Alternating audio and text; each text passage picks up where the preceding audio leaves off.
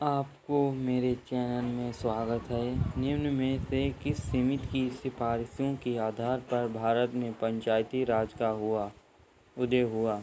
Number 1 Punchhi समिति, number 2 Balwant राय मेहता समिति, number 3 Singhvi समिति। निम्न में से कोई नहीं, तो इसमें होगा बलवंत राय मेहता समिति। स्पष्टीकरण: बलवंत राय मेहता समिति ने 1957 में अपनी रिपोर्ट सौंपी थी। भारत में कितने स्त्री पंचायती राज की स्थापना की बात कही गई है? 1 स्त्री, 2 स्त्री, 3 स्त्री, 4 स्त्री। इसमें से आपका राइट आंसर है सी, 3 स्त्री। स्पष्टीकरण: 3 स्त्री पद्धति की व्यवस्था की गई ग्राम पंचायत समिति और जिला परिषद निम्न में किस पद्धति की स्थापना प्रत्यक्ष चुनाव के आधार पर की जाती है? ग्राम पंचायत, ब्लॉक समिति, जिला परिषद। BC ग्राम पंचायत इसका राइट आंसर होगा। स्पष्टीकरण: ग्राम पंचायत की स्थापना प्रत्यक्ष रूप से चुनाव के आधार पर होती है। निम्न में से कौन सा कथन सही है? भारत में पंचायती राज की स्थापना जवाहरलाल नेहरू ने की। मध्य प्रदेश में सबसे पहले पंचायती राज की स्थापना हुई। 73वां संशोधन 1992 से लागू हुआ। तमिलनाडु ने द्विस्त्री पद्धति अपनाई। इसका राइट आंसर है बी। स्पष्टीकरण: सबसे पहले पंचायती राज की स्थापना हुई 2 अक्टूबर राजस्थान में हुई। इसके बाद आंध्र प्रदेश ने इस योजना को अपनाया था। निम्न में किस अनुच्छेद का संबंध पंचायती राज से है? नंबर 1 अनुच्छेद 243।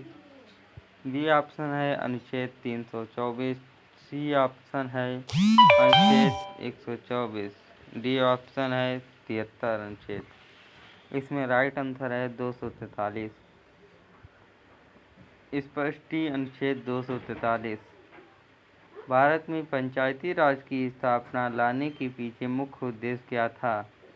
राजनीति के अपराधीकरण को रोकना, गांवों का विकास करना, सत्ता का विकेंद्रीकरण का जनमानस को राजनीति से जोड़ना, चुनाव खर्च में कमी करना। सत्ता का विकेंद्रीकरण का जनमानस को राजनीति से जोड़ना, यही इसका राइट आंसर होगा।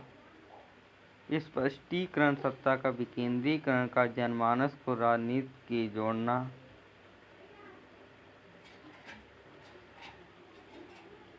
क्वेश्चन नंबर 7 है 73वें संविधान संशोधन में कौन सी अनुसूचित को संविधान में जोड़ा गया?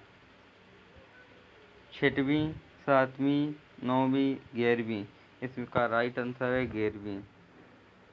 ग्राम सभा के संबंध में कौन सा कथन सही नहीं है? ग्राम सभा में गांव स्तर का गठित पंचायत क्षेत्र में निर्वाचक सूची में पंजीकृत व्यक्ति होते हैं। नंबर 2 यह पंचायत क्षेत्र में पंजीकृत मतदाताओं की एक ग्राम स्तरीय सभा है। नंबर सी ऑप्शन, इसकी शक्तियां विधानमंडल द्वारा निर्धारित की गई हैं। नंबर डी, यह वही कार्य कर सकती है जो केंद्र की सरकार ने बताए हैं।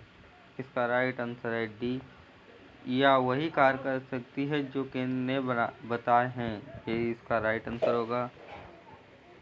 पंचायती राज के संबंध में कौन सा कथन सही है? ऑप्शन नंबर ए माध्यमिक और जिला स्तर के प्रमुखों के लिए प्रत्यक्ष चुनाव होता है। ऑप्शन नंबर बी पंचायतों में चुनाव लड़ने के लिए न्यूनतम आयु 18 वर्ष होनी चाहिए। ऑप्शन सी पंचायती राज संस्थाओं का चुनाव राज्य निर्वाचन आयोग कराता है। ऑप्शन नंबर डी पंचायतों के वित्तीय समीक्षा के लिए 6 साल बाद वित्त आयोग की स्थापना की जाती है। इसका राइट आंसर है सी पंचायती राज संस्था का चुनाव राज्य निर्वाचन आयोग कराता है। आपको जहां तक समझ में आ गया होगा।